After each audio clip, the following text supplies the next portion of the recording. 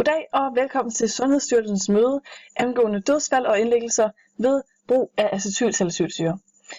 Du har i dag besøg af farmaceuterne Emilie Agergaard og Laurits Sønderby.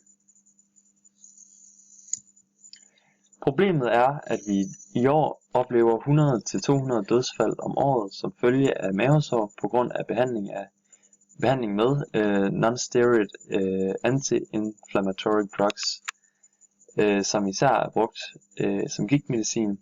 Det er lægemiddelstoffer som acetylsalicylsyre for eksempel. Og det er et problem, vi vil finde en løsning på, da det er Sundhedsstyrelsens ansvar at reducere disse dødsfald. Men først vil vi gennemgå fremstillingen af acetylsalicylsyre. Vi har altså at gøre med et medicinsk lægemiddelstof, hvis egenskaber er at neddæmpe smerte og feber, og det virker antiinflammatorisk og er derfor ideelt som gigtmedicin. Inflammation betyder nemlig kroppens reaktion på betændte tilstande, som f.eks. sår, men det kan også være et udtryk for spændingssmerter, virus eller forstuvninger. Fremstilling af acetylsalicylsyre. Fremstillingen den foregår ved en syntesereaktion mellem salicylsyre og etansyre anhydrid. Salicylsyre og etansyre anhydrid, som katalyseres med koncentreret svovlsyre. En del af etansyreanhydriden sætter sig på salicylsyren og bliver til acetylsalicylsyre her.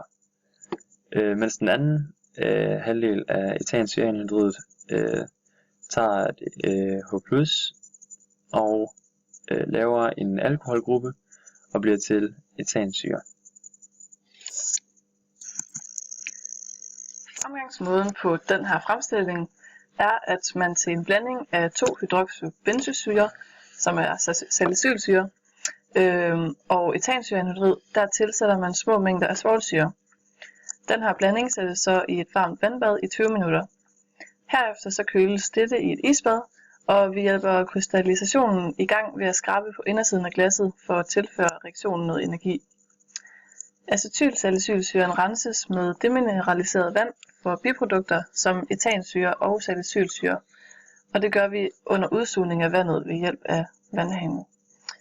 Det dannede stof, som vi har til sidst, det sætter vi til tørring i stængskabet og venter til næste lektion med at behandle det. Vigtige step i syntesen.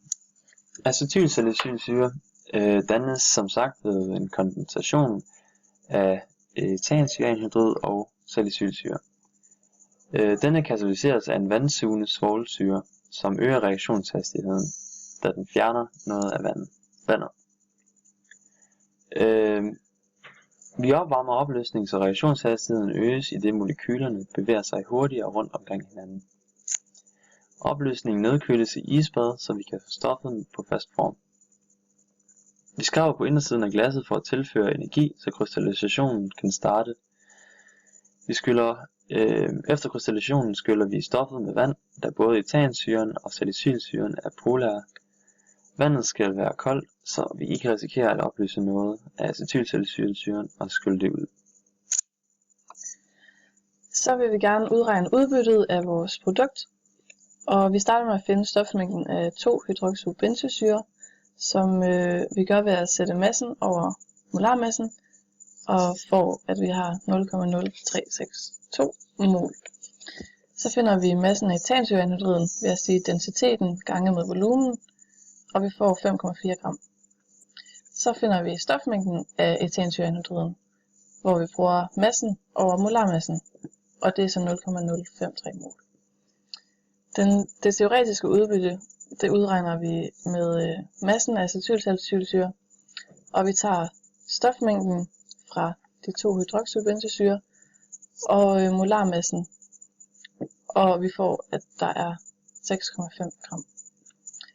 Det praktiske udbytte af den masse, som vi fik, var, at i første kemitime, der vejede det 11,782 gram, og da det så havde stået til tørring, der vejede det 7,512 gram. Og det er altså vand, der er fordampet. Så at vi har noget et stof, der vejer 4,27 gram. De to dividerer vi så og ganger med 100 og får, at vi fik 65,5% af det teoretiske udbytte af acetylsalicylsyre. Og vi tillader os lige at tilføje en rettelse. Da vi fandt det praktiske udbytte, tog vi massen af porcelænsskålen og produktet efter tørring, som var 11,782 gram, og så trak vi massen af porcelænsskålen fra det. Yes. Og det her, det er selvfølgelig molarmassen af acetylsalicylsyre.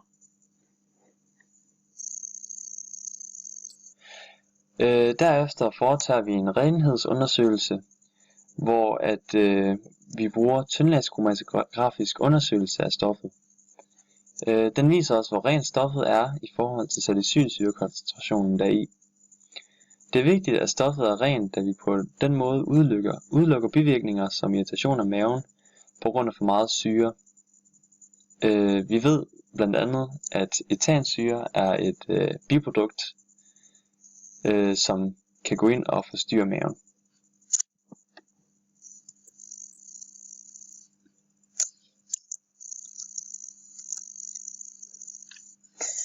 Tyndlagschromatografisk undersøgelse af acetylsalicylsyre består af, at vi undersøger, hvorvidt produktet hovedsageligt består af acetylsalicylsyre eller salicylsyre. Dette gøres ved hjælp af en løbevæske og en TLC-plade, hvor produktet salicylsyren og acetylsalicylsyren bliver påført på en startlinje i bunden af pladen på 3 forskellige punkter. TLC-pladen placeres så bunden rører løbevæsken i kromatografikarret, men løbevæsken skal være under startlinjen. Og nu begynder løbevæsken så at trække op af pladen, og så trækker den de stoffer med, som er opløselige i løbevæsken. Og de stoffer, der er mindre opløselige, de forbliver i den stationære fase. Og det vil altså sige, at vores produkt gerne skulle være på linje med acetylsalicylsyren, når væsken er løbet helt til tops. Desuden sprøjter vi pladen med jern 3-ioner, som vil danne violette forbindelser med fenoler, som findes i salicylsyre. På den måde kan vi påvise, om der er salicylsyre i vores produkt. Salicylsyre er også med til at forårsage bivirkninger som irritation af maven og mavesår.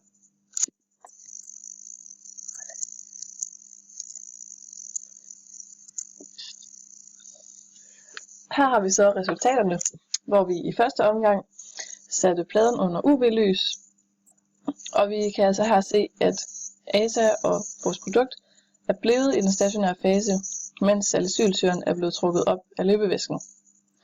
Herefter så sprøjtede vi pladen med jern 3-ioner, og vi kan se en utydelig plet her, men den er der, og det er salicylsyrens fenoler, der har reageret med jern 3-ionerne. Og det gode er, at vi ikke kan se nogen plet over ved vores produkt, og det påviser så, at produktet er rent.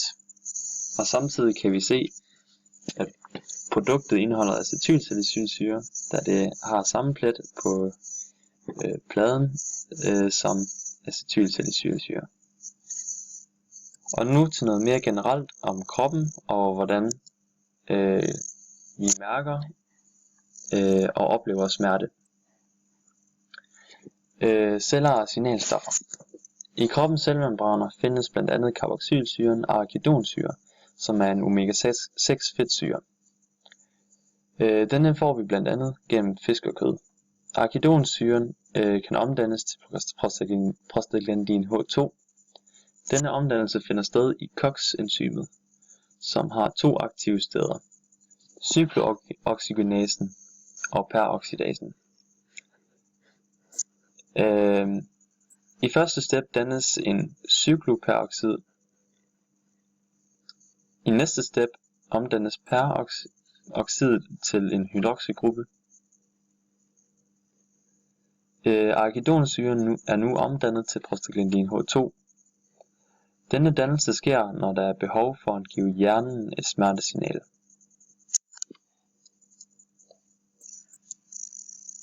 Og smerter er jo ikke så fedt, så det vil vi gerne mindske.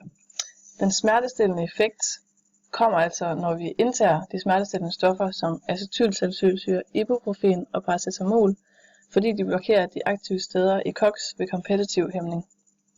Herved dannes intet prostaglandin H2, og vi mærker altså ikke noget smerte, da det ikke kan sende signaler mere. Prostaglandiner er en gruppe af vigtige signalstoffer, der hæmmer eller fremmer andre vigtige hormoner og signalstoffer. Den fremmer inflammatoriske tilstande og øger blodgennemstrømningen i f.eks. nyrerne, fremmer produktionen af maveslim, og som tidligere nævnt sender den besked til hjernen om skade, når det opleves som smerte. Den fremmer desuden størkningen af blodet. Det er selvfølgelig ikke uden bivirkninger sådan lige at gribe ind i kroppens naturlige måde at fungere på. For ved at hæmme prostaglandinproduktionen fremkommer altså en række bivirkninger, både lokalt og systemisk. Der fremkommer blandt andet mavesår, da der dannes mindre maveslim ved indtagelse af ASA, og dette også indeholder syre. Og den kombination vil altså øge risikoen for mavesår. Derudover så kommer der forringet blodgennemstrømning i nyrerne, da prostaglandiner øger blodgennemstrømningen i nyrerne. Derfor så bliver vi altså nødt til at tage lægemidlet med forbehold af personer, der har hæmofili, fordi at ASA har en blodfortyndende virkning.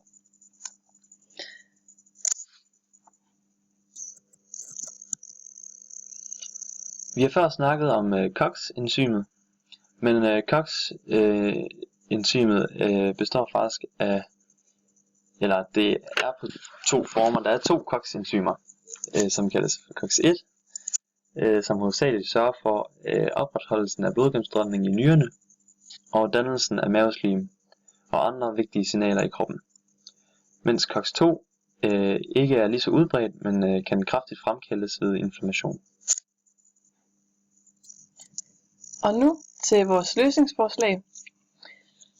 For at mindske de bivirkninger, som vi har omtalt tidligere, vil det altså være oplagt at hæmme COX-2, fordi det jo er det enzym, der danner smertesignaler ved inflammation, som f.eks. gigt. Så slipper vi altså for at hæmme COX-1, som egentlig havde rimelig vigtige funktioner i forhold til nyrerne og maven. Derudover så kunne man faktisk tilsætte prostaglandinanaloger til lægemidlet, da de fremmer nogle stoffer, der beskytter maveslimhinden. Dette er dog ikke kemisk bevist her på siden, men kunne eventuelt undersøges i laboratoriet.